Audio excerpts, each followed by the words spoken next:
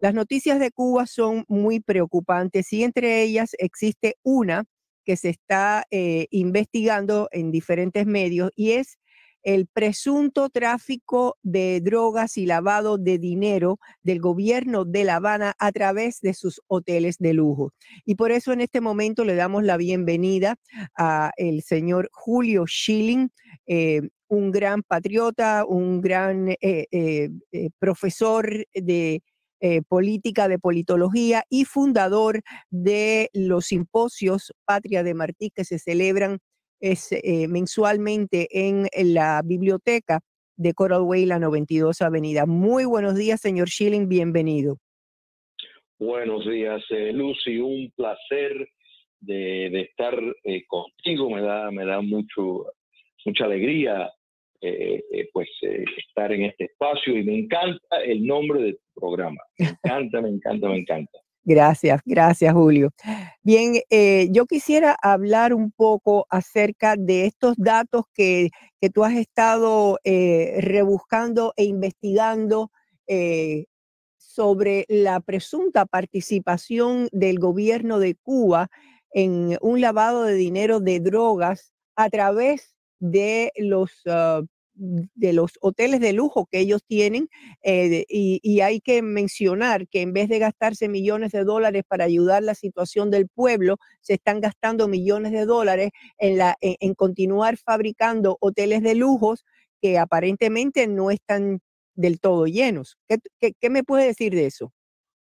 Mira, en esto hay una realidad. Es innegable la situación de penuria que hay en Cuba, que es 100% políticamente causado, o sea, causado por el régimen castrocomunista. Y cuando vemos que hay estos apagones por la falta de combustible, que están hasta 18 horas sin electricidad, Lucy, eso ocurre no simplemente porque son unos sádicos desde el poder político, no es porque no lo sean, sino simplemente porque saben que se exponen a levantamientos populares, a que se repita lo del 11 de julio, que de hecho lo estamos viendo.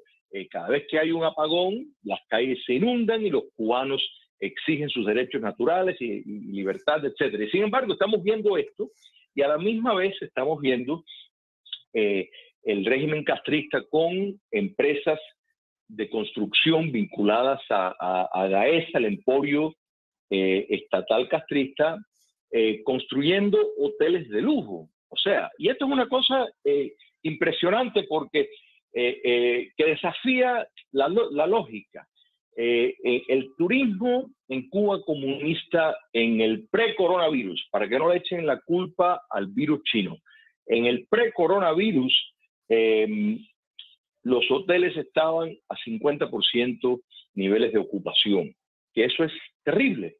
Quiere decir que en el apogeo, la mitad de los hoteles estaban vacíos. En este momento, ese porcentaje es mucho más grande. Más del 70% de los hoteles que hay en Cuba son de 4 y 5 estrellas, cuando no solo que están vacíos, sino el turista que va a Cuba es un turista que no deja dinero, es un turista que va por la prostitución o va por la fantasía de visitar un lugar que se está desbaratando y decir, bueno, fui a este caos, quieren ver como si estuvieran en un zoológico, la verdad, histórico. Bueno, eso es lo que a eso es lo que van. Entonces, ¿por qué la construcción de hoteles caros vacíos? Sí, no tiene sentido, ¿no? No tiene ningún sentido, pero esto obedece a la grave necesidad de lavar dinero del narcotráfico.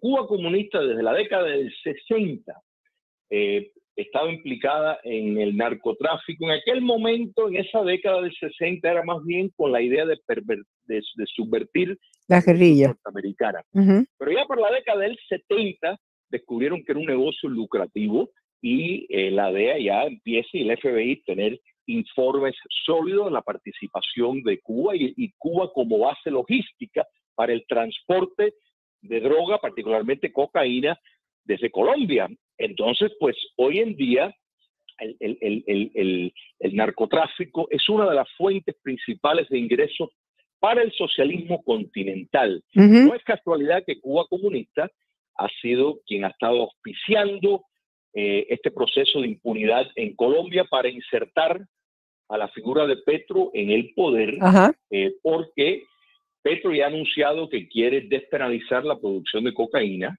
y pues precisamente el tener un narcoestado abiertamente y legalmente en la producción de cocaína. Colombia es el país que más cocaína produce en el mundo. Ya tienen los carteles de México y el gobierno en México, que es un cómplice absoluto en eso. Fíjate que los carteles mexicanos operan con total impunidad. Y de hecho, estas operaciones de los carteles desafortunadamente está viéndose agrandada y fortalecida por la debilidad del gobierno de Joe Biden en la frontera, de tener las fronteras totalmente abiertas, y en otro tipo de droga que es la que manufacturan en México con componentes chinos.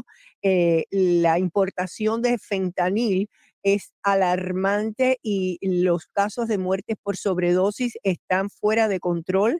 Inclusive hace unos días se descubrió un nuevo cargamento que traía pastillas de fentanil de muchos colores, rosadito, azul, verdecito, como si fueran caramelitos para niños.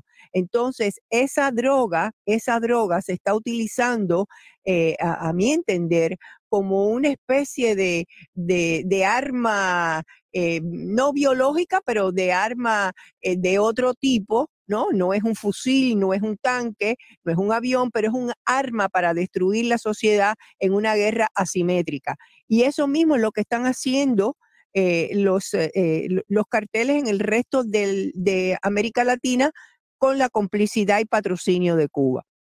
Por supuesto. Y mira, el castrocomunismo tiene una cantidad de dinero impresionante del narcotráfico, pero lo tienen engavetado. Entonces, la idea, para que la audiencia pues pueda apreciar bien el arte de lavar dinero, la idea de construir estos hoteles no es con la expectativa que vaya persona, nadie va a ir, nadie está yendo, pero les da un valor tangible que han blanqueado ese dinero. En otras palabras, con determinados hoteles de lujo construidos, pues entonces pueden atraer fondos de inversión, pueden ofrecerlo como colateral para crédito. De pronto han legalizado un dinero sucio que se obtuvo por medios ilícitos y lo han legalizado. Gaesa no contabiliza sus fondos.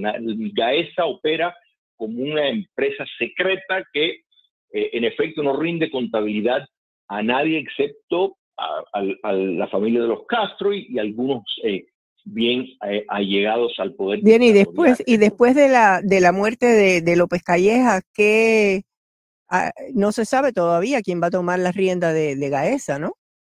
Claro, porque es que esta empresa, o sea, Gaesa es el motor económico para el lavado de dinero, para esquivar las sanciones, para entrar en las sanciones de los Estados Unidos, opera por medio de empresas fantasmas, pantallas que tiene, mejor dicho, en países como los propios Estados Unidos, que parecen negocios legítimos, pero obedecen a los intereses de la dictadura castrista. Entonces es un puesto muy privilegiado en cuanto a la información y sin duda el castrocomunismo no se lo va a dar a cualquiera.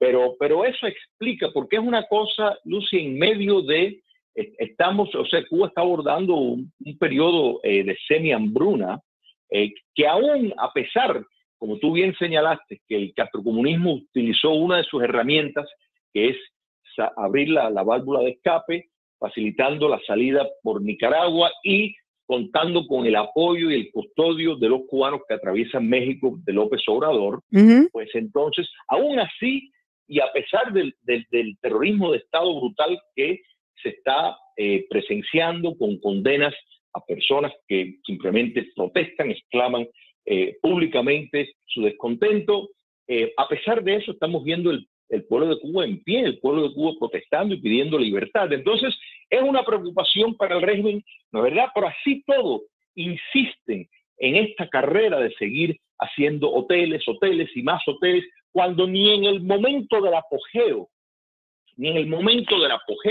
iban personas. Y para poner esto en contexto, mi querida amiga, mira, en el apogeo del turismo bajo Cuba comunista, estamos hablando de 4 a 5 millones de turistas al año. Para que tengas una idea, en la Florida hay un turismo de 122 millones.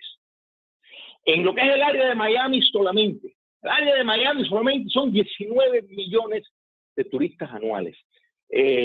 Cancún, no México, Cancún solo tiene más de 6 millones de turistas anuales. O sea, el turismo en Cuba es pésimo, no hay la infraestructura, no existen estos polos, existen estos hoteles de lujo, de nuevo, que nadie va.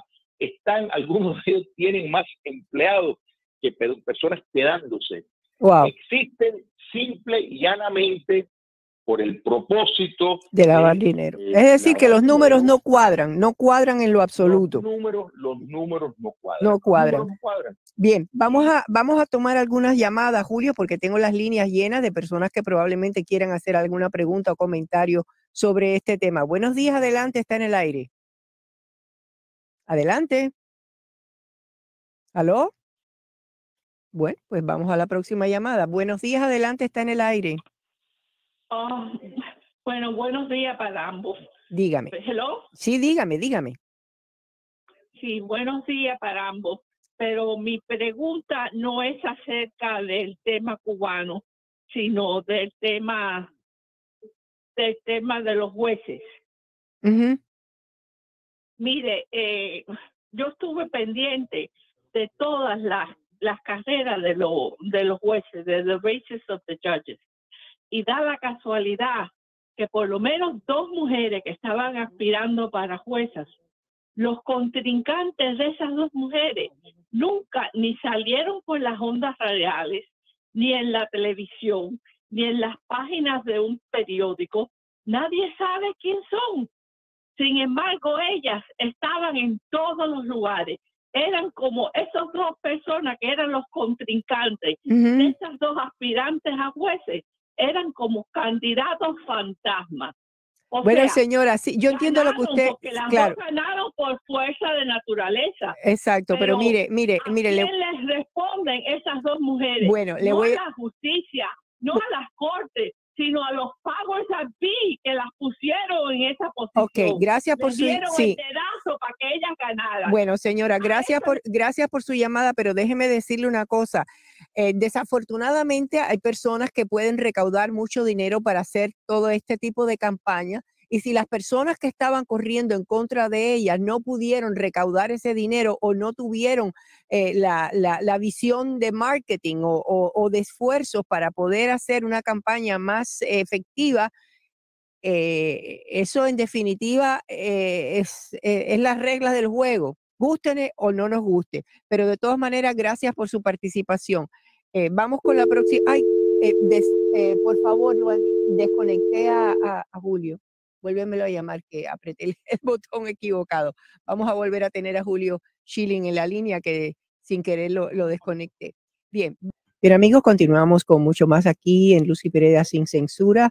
Tenemos en la línea a Julio Schilling hablando del negocio del lavado de dinero que tiene el gobierno cubano, pero antes de seguir... Es un país libre todavía. Es a las 5:30 de la tarde. La entrada es completamente gratuita. Los panelistas van a ser Frank de Varona, Roland Béjar y Fernando Godo. Este servidor será el moderador.